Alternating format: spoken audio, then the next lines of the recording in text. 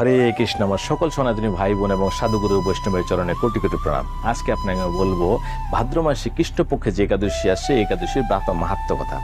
এই একাদশীর কথা একবার মহারাজ যুধিষ্ঠিরজি ভগবান শ্রীকৃষ্ণকে জিজ্ঞাসা করেছিলেন যে, হে বাসুদেব, এই ভাদ্র মাসে কৃষ্ণপক্ষে যে একাদশী আসছে, একাদশীর নাম এবং ব্রত মাহাত্ম্য কথা আমি আপনার কাছ থেকে শুনতে চাই।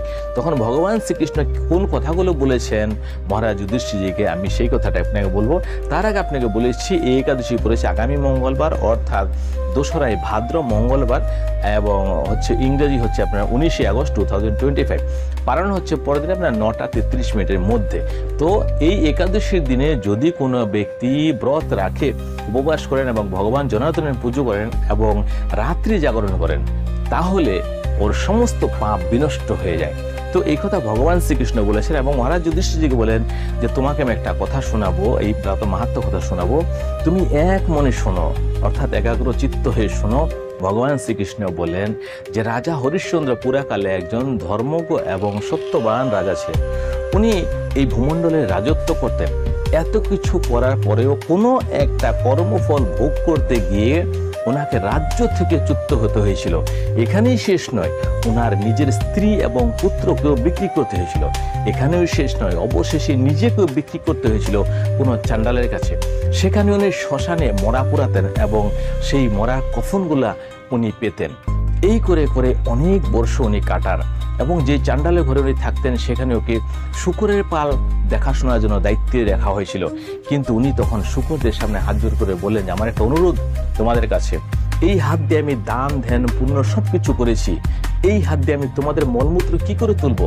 তোমরা আমার কথাটা যে মানো, তাহলে তোমরা এই ঘরের মধ্যে মলমূত্র বিষটা ত্যাগ করো না, তোমরা বাইরে করো, আমাকে যেন না ধরতে হয়ে গেলো। তো এই কথা শূকররাও বুঝে গেছে এবং ওনাকে আর ওনার মলমূত্র ধরতে হয়নি শূকরদের। তো এরকম হয়, যারা সত্যবান লোক হয়, ধার্মিক লোক হয়, তাদের কথা পশুও বুঝে। যাই হোক, এই কথাতে পরে আসছি। তো এই রাজা যখন অনেক দিন ধরে এইভাবে কষ্ট ভোগ করছেন, তখন একদিন হঠাৎ করে মনের মধ্যে প্রশ্ন জাগলো যে, এইভাবে আর কতদিন? এই যে আমি দুঃখ কষ্ট যন্ত্রণা ভোগ করছি, সবকিছু হারিয়ে ফেললাম, এবার আমি কোথায় যাই? এবার আমি কি করি? আর কি করেই বা আমি মুক্তি লাভ পাবো? এবার দেখুন, একজন রাজা হয়ে যে চাণ্ডালে ঘরে দাসত্ব করে শ্মশানে মরা পড়ায়, তাহলে তার মুক্তি কি করে হতে পারে? এটা কিন্তু ভাববার বিষয়। তো এই কথা উনি ভাবছিলেন, ভাবতে ভাবতে শোকে ডুবে যাচ্ছেন।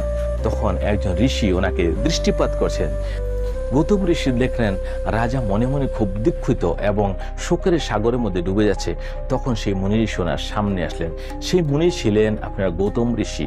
সেই গৌতম ঋষি আসার পরে সামনে হাত জোর করে দাঁড়িয়ে বললেন যে, আমার জীবনে দেখেন কি করুণ পরিণতি হয়ে গেছে, এর কি উপায়? কোনো একটা উপায় আপনার কাছে হবে অবশ্যই।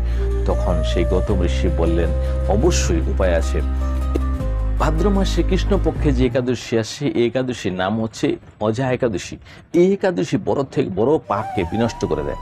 এই একাদশী ব্রতটা তুমি রাখো এবং ভগবান জনার্দনের পুজো করো এবং রাত্রি জাগরণ করো, তাহলেই তোমার সমস্ত পাপ বিনষ্ট হবে এবং তুমি ফিরে পাবে আবার নিজের স্ত্রী এবং পুত্র এবং তোমার রাজ্যও ফিরে পাবে। এই কথা বলার পরে উনি একটা মনের মধ্যে শান্তি পেলেন এবং মুনির চরণে আবার প্রণাম করলেন। তখন মুনি সেখানে দেখতে দেখতে অন্তর্ধান হয়ে গেলেন।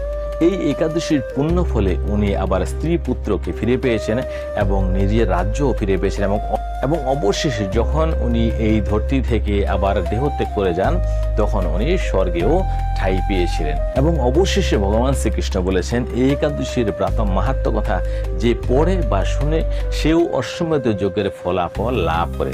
তো এই একাদশী করবেন এই জন্যই যে মানুষ আমরা জেনে না জেনে কোন কোন জন্মে কি কি পাপ করেছি তা আমরা জানি না।